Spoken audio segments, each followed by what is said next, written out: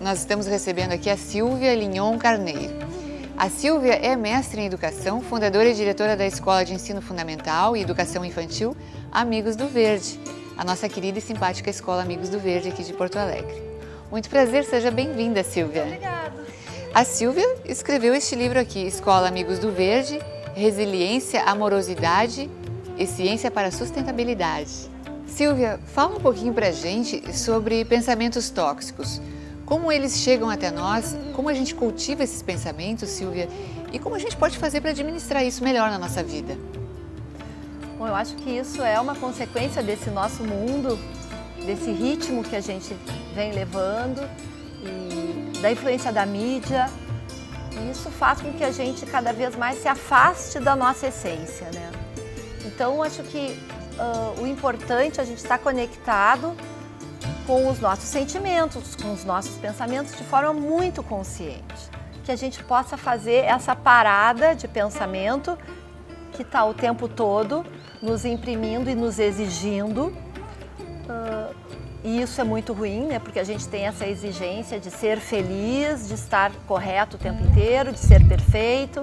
Claro que a natureza, eu acho que é um grande aliado nessa tentativa de descontaminação, né, de pensamentos. Porque, claro, a gente tem hoje uma informação direta o tempo inteiro, via telefone, via televisão, via o tempo inteiro, internet. Dá uns exemplos para nós do que são pensamentos tóxicos, alguns, assim, para o nosso ouvinte ter uma ideia.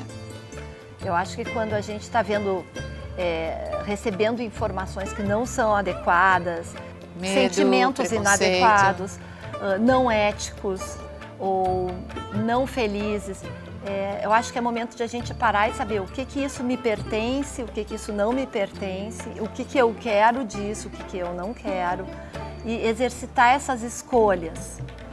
Então, o que a gente pode fazer para saber fazer essas escolhas? Então, é estar no aqui e agora, estar presente e perceber os nossos sentimentos, bons ou ruins, os nossos pensamentos.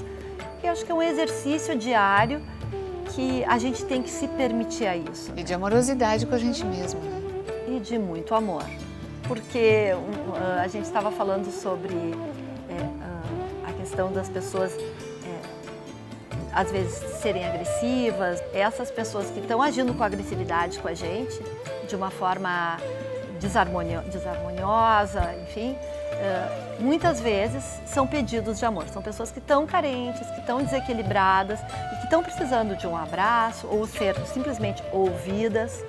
A gente ter essa postura um pouco menos defensiva e mais acolhedora.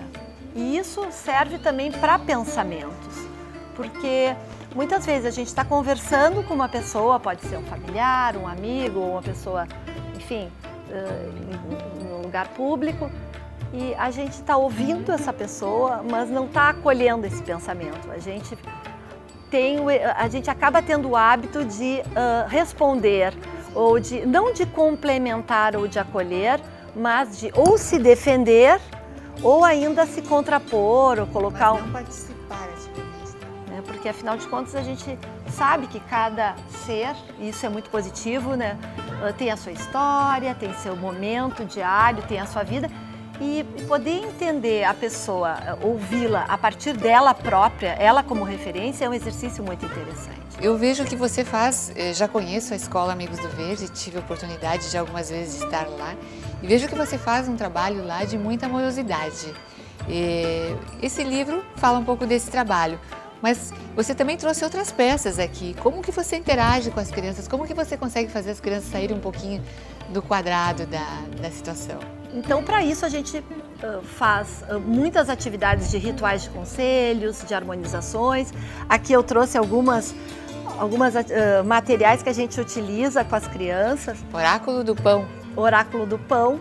Isso foi uma amiga que me deu, então não sei se tu quer tirar um para ler. Vamos tirar um para ler? Uhum. Então, são exercícios, assim como a Carta dos Anjos ou o Dado dos Sentimentos. Tu quer ler? Eu leio? Então, a carta da Carla foi misericórdia. Saber da dor do outro, né? Ser compassivo.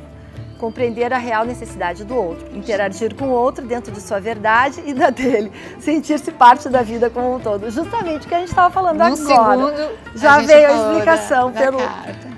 eu acho que isso é um grande exercício, né? A gente poder se colocar no lugar do outro, compreender realmente o outro. E eu acho que a escola tem essa obrigação, sabe? Eu acho que essa mensagem de se colocar no lugar do outro, que a gente teve essa feliz oportunidade aqui agora, é também um exercício de limpar os pensamentos, porque aquele pensamento prévio que nós tínhamos formatado na nossa cabeça a respeito do outro pode não ser nada real. E a gente nem imagina isso. A gente não se permite se colocar no lugar do outro, né, Silvia?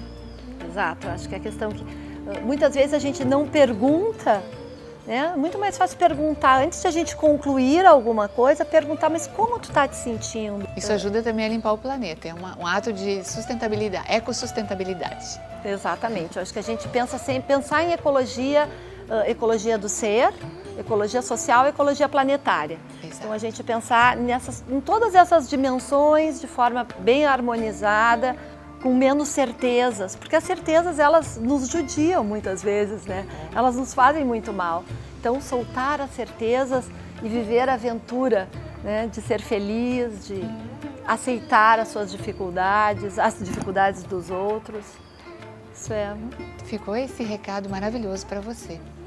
E muito obrigada do fundo do coração pela sua também, participação. Carla. E o exercício é se colocar no lugar do outro. Pelo menos foi a dica que apareceu aqui hoje. Um dos exercícios é se colocar no lugar do outro.